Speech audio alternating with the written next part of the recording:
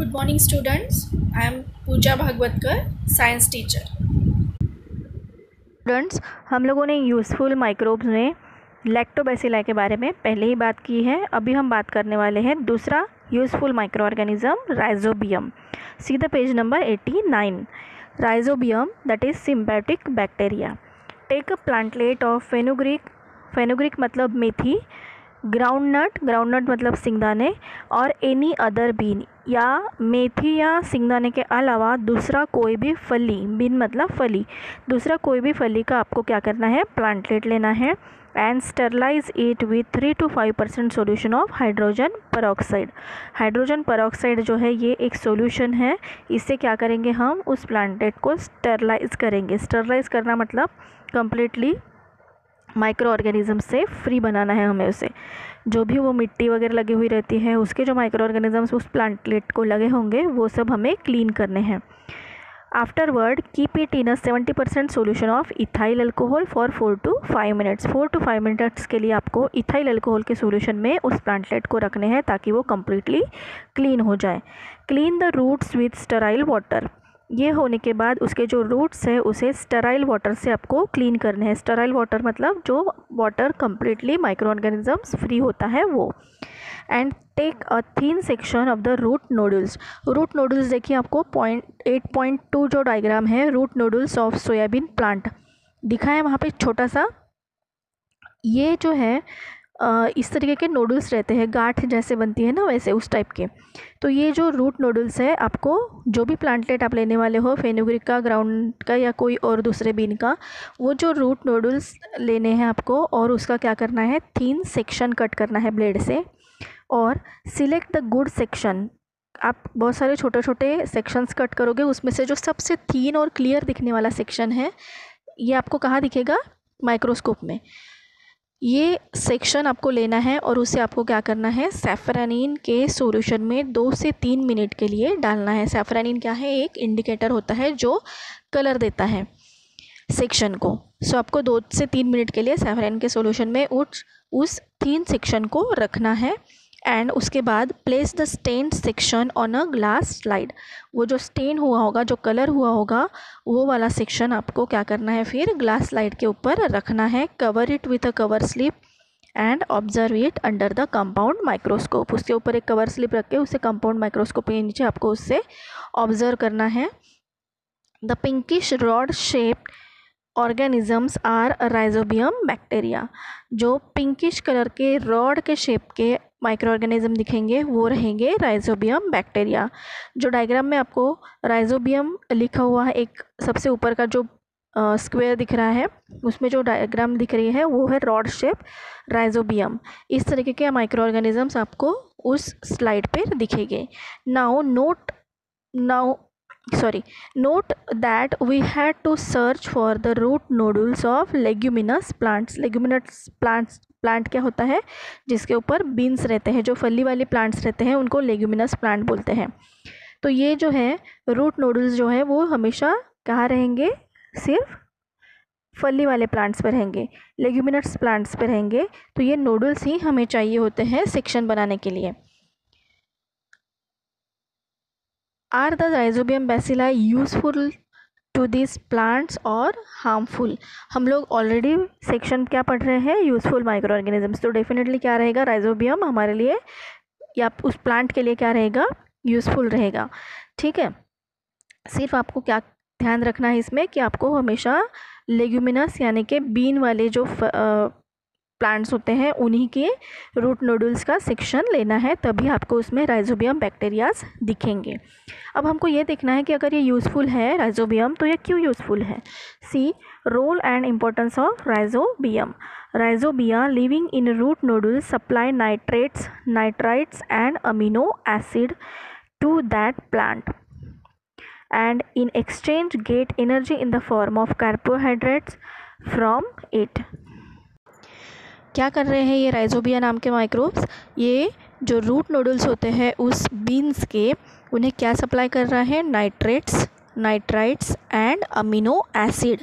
और इसके बदले में सिर्फ दे नहीं रहा है, वो ले भी रहा है। क्या एक्सचेंज कर रहा है उसके बदले में, वो उस प्लांट से कार्बोहाइड्रेट ले रहा है फॉर द एनर्जी। प्लांट्स तो ये सब फॉर्म करते हैं कार्बोहाइड्रेट्स वगैरह उनके लिए वही वाला वो कार्बोहाइड्रेट्स क्या करते हैं, एक्सचेंज करते हैं इस राइजोबिया के साथ में, सो दैट ये राइजोबिया उनको क्या प्रोवाइड करे, nitrates, nitrite and amino acid. ये राइजोबिया उनके नोडल्स में रहते हैं, उनको कुछ सप्लाई करते हैं और उसके बाद उसके एक्सचेंज में प्लांट से कुछ ले रहे हैं। तो ये जो रिलेशन होता है ये बहुत म्यूचुअल अंडरस्टैंडिंग वाला होता है और इसे कहते हैं सिम्बायोसिस। इसीलिए राइजोबियम को सिम्बायोटिक बैक्टीरिया कहा गया है, ये याद रखना, ठीक है। क्योंकि क्या कर रहे हैं वो, राइजोबिया कुछ दे रहा है प्लांट को, क्या दे रहा है, nitrate, nitrite and amino acid, लेकिन उसके बदले में कुछ ले भी रहा है, क्या ले रहा है, कार्बोहाइड्रेट्स फॉर हिज एनर्जी।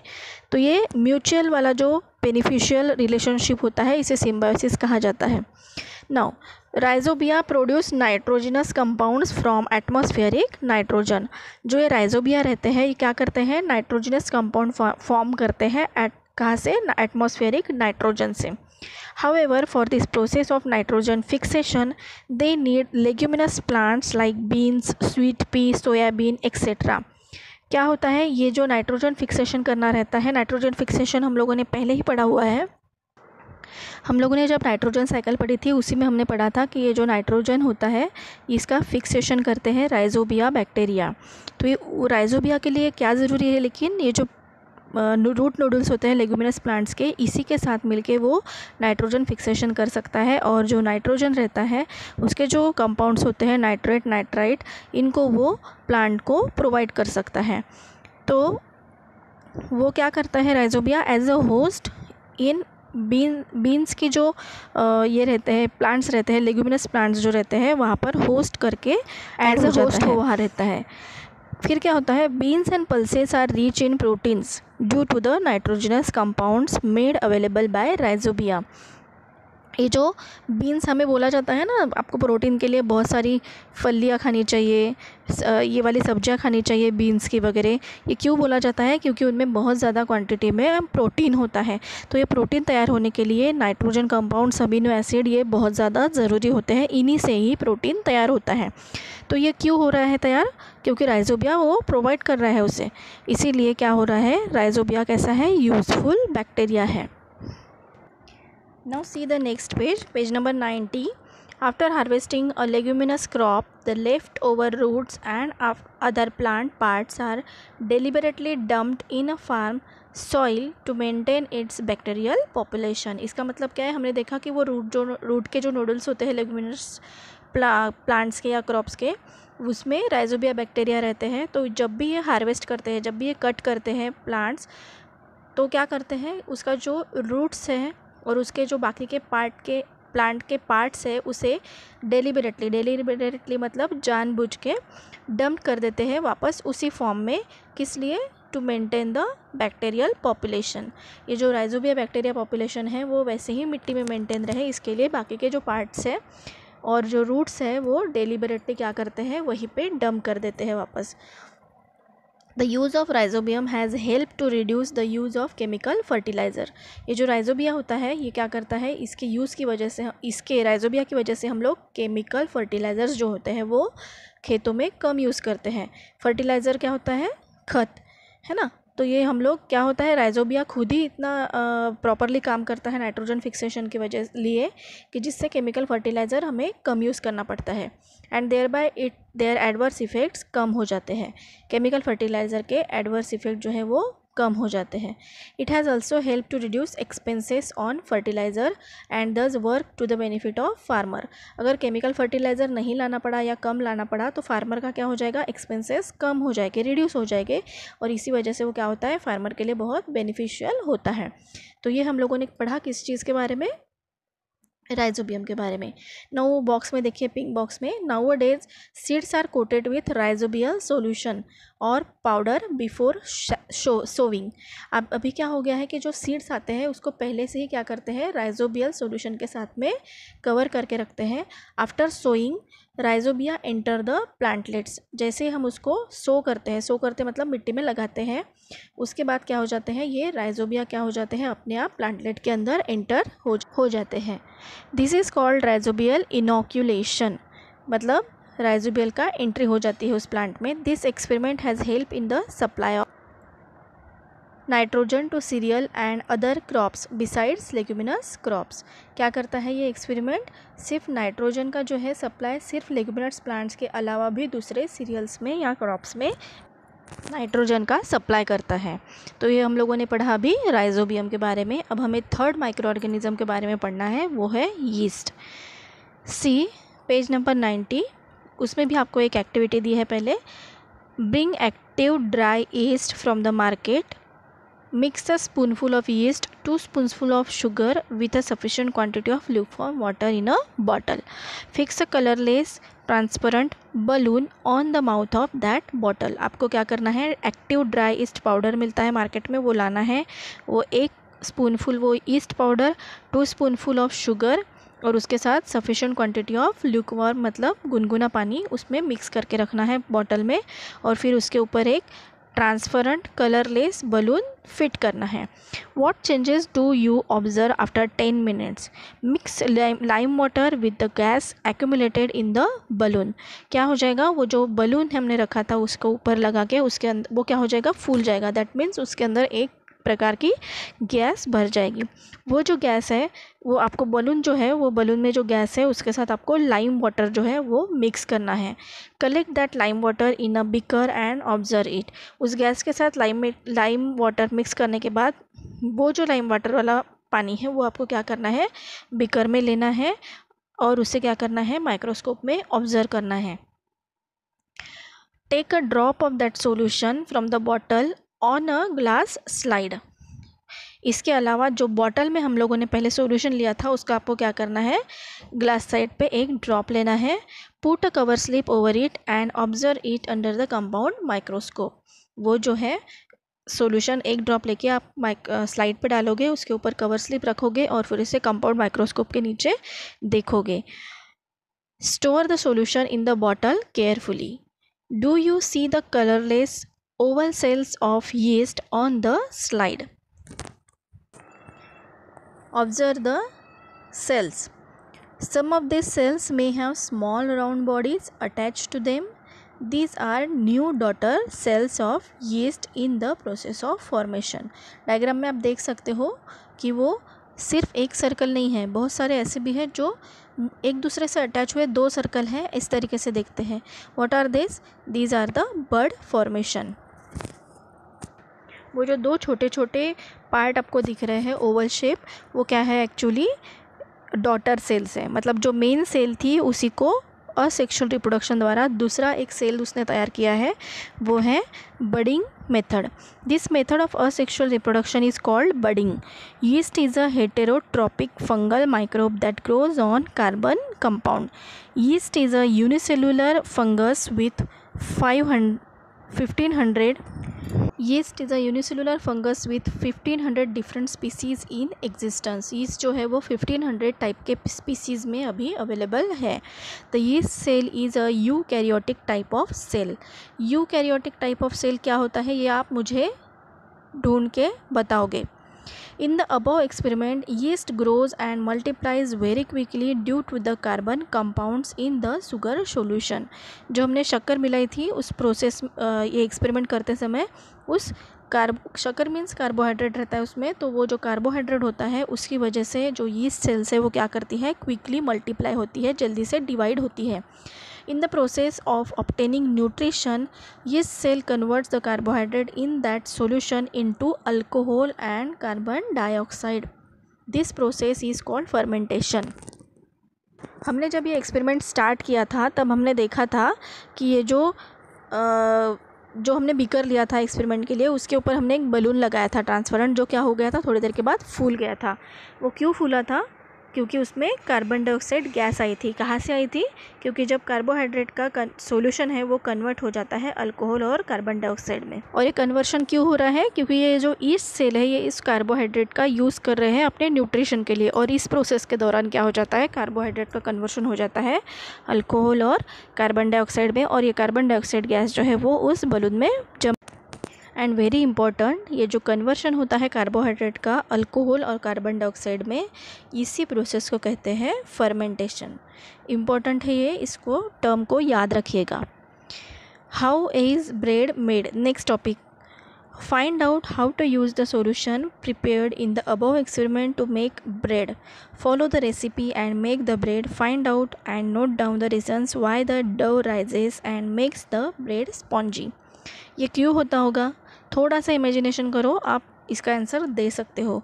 हमने जो ऊपर एक्सपेरिमेंट किया जिसका मैंने आपको एक्सप्लेनेशन दिया है, और लास्ट वाला जो पैराग्राफ था ईस्ट के बारे में, उसमें आपको आंसर मिल जाएगा कि जो प्रिपेयर हमने किया था सॉल्यूशन उसका यूज़ कैसे कर सकते हैं ब्रेड तैयार करने के लिए, और उसका जो डो रहता है वो कैसे वो फूल जाता है, कैसे राइज हो जाता है, और ब्रेड स्पॉन्जी क्यों बनते हैं, उनके अंदर ऐसे जाली जाले क्यों बनते हैं।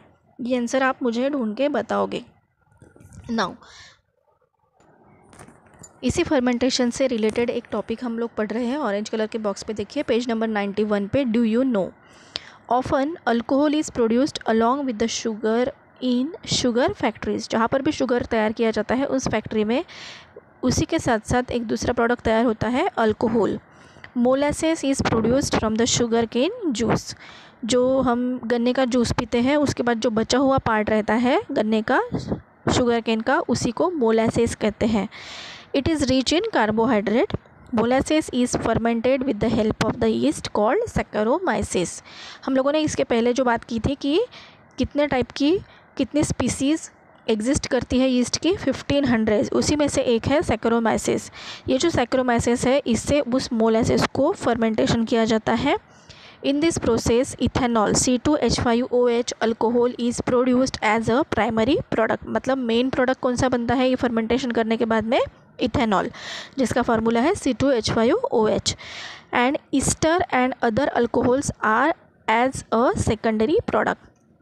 जो मेन प्रोडक्ट चाहिए था हमें अल्कोहल, वो तो मिल जाता है, वो हमें कहलाता है प्राइमरी प्रोडक्ट, बट इसके साथ साथ ईस्टर और कुछ और दूसरे अल्कोहल्स भी तैयार होते हैं, इसे हम कहेंगे secondary products.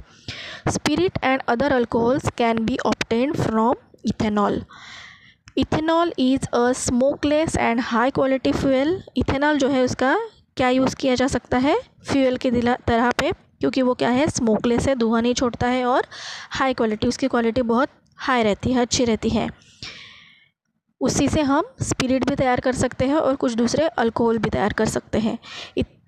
Beside molasses, maize, barley and other grains are also used for industrial production of ethanol. अभी हमने जो प्रोसेस पढ़ी वो किसके बारे में थी? मोलासेस के बारे में। मोलासेस का फर्मेंटेशन किया था हमने, पर मोलासेस के अलावा भी हम लोग मेज़, बार्ली और अदर ग्रेन्स है उसका यूज़ भी कर सकते हैं for the production of ethanol. Glucose and fructose, the sugars present in the grape juice, are also fermented with the help of yeast to produce the alcohol which is used for making wines। ये maximum लोगों को पता है कि wines जो है वो काय से बनती है? ग्रेप से बनती है, अंगूर से बनती है। तो ये जो ग्रेप जूस रहता है इसका ग्लूकोज और फ्रुक्टोज जो रहते हैं, इसके अंदर जो ग्लूकोज और फ्रुक्टोज नाम की शुगर्स रहती है उसको फर्मेंट करते हैं, फर्मेंटेशन करते हैं with the help of east for the production of wine. ये तो हमने पढ़ा किस बारे में? ईस्ट के बारे में, फर्मेंटेशन के बारे में। अब ये जो ईस्ट है उसकी कुछ स्पीसीज़ होती है जो उसका यूज़ होता है बायो रेमेडिएशन के लिए। आप बाजू में जो पिंक कलर का बॉक्स है उसमें देखिएगा बायो रेमेडिएशन। रेमेडी मतलब एक प्रकार से उपचार होता है या उपाय होता है, बायो मतलब नेचुरल, तो नेचुरल उपाय है किसी चीज़ के लिए जिसमें भी ईस्ट का उपयोग किया जाता है। अब वो क्या है देखते हैं हम लोग। ईस्ट येरोविया लिपोलाइटिका, येरोविया लिपोलाइटिका ये भी एक क्या है? एक स्पीसीज़ है ईस्ट की। Is use to absorb the toxins release during the production of palm oil. ये जो पाम ऑयल का प्रोडक्शन करते हैं इंडस्ट्रीज़ में, उसके साथ कुछ टॉक्सिन्स भी तैयार होते हैं। तो ये पाम ऑयल को पूरा क्लियर करने के लिए, प्योर करने के लिए जो टॉक्सिन्स है उससे सेपरेट करना ज़रूरी है। तो ये टॉक्सिन्स एब्जॉर्ब करने का काम करता है येरोविया लिपोलाइटिका नाम का स्पीसीज़। इसके अलावा कुछ हेवी मेटल्स और मिनरल्स भी रिलीज़ होते हैं कुछ इंडस्ट्रीज़ में, तो उनको भी एब्जॉर्ब करने का काम करेगा येरोविया लिपोलाइटिका। मतलब जो चीज़ें हमारे लिए हार्मफुल है उनको क्या कर रहा है, वो क्लियर कर रहा है, उन चीज़ों को प्योर कर रहा है, मतलब एक रेमेडी कर रहा है हमारे लिए, इसलिए इसे बोला गया है bio remediation. See the next, Saccharomyces cerevisiae is used for the absorption of pollutant arsenic। Arsenic नाम का एक बहुत ही जहरीला पोल्यूटेंट होता है। हम लोगों ने पोल्यूशन ऑलरेडी पढ़े हुए हैं, उसमें आर्सेनिक नाम का पोल्यूटेंट भी हमने पढ़ा है। तो इसको बहुत ईजी नहीं है ये निकालना, और इसको एब्जॉर्ब करने का काम कौन करता है, Saccharomyces cerevisiae नाम की जो ईस्ट की स्पीसीज़ है वो आसानी से कर सकती है। मतलब वो क्या कर रही है, पोल्यूशन फ्री बना रही है। इसके अलावा देखिए, oil spills in ocean are clean with the help of alcanivorax bacteria. Alcanivorax bacteria ये भी एक ईस्ट का ही स्पीसीज़ होता है। ये क्या काम करता है, बहुत ही इंपॉर्टेंट, जो ऑयल स्पिल होता है, मतलब जो जहाज़ वगैरह चलते हैं ओशियंस में, उनमें से कुछ कभी तेल गिर जाता है तो उसको भी क्लीन करने का काम, उसको भी एब्जॉर्ब करने का काम ये अल्केनिवोरैक्स बैक्टीरिया करता है।